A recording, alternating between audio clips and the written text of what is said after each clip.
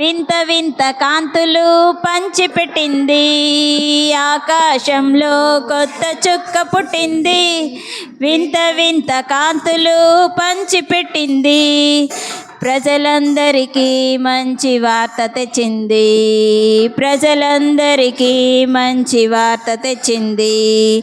లోకరక్షకుని జన్మ చాటి చెప్పింది.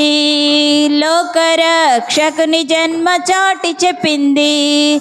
ఆకాశంలో కొత్త చుక్క పుట్టింది, వింత వింత కాంతులు పంచిపెట్టింది.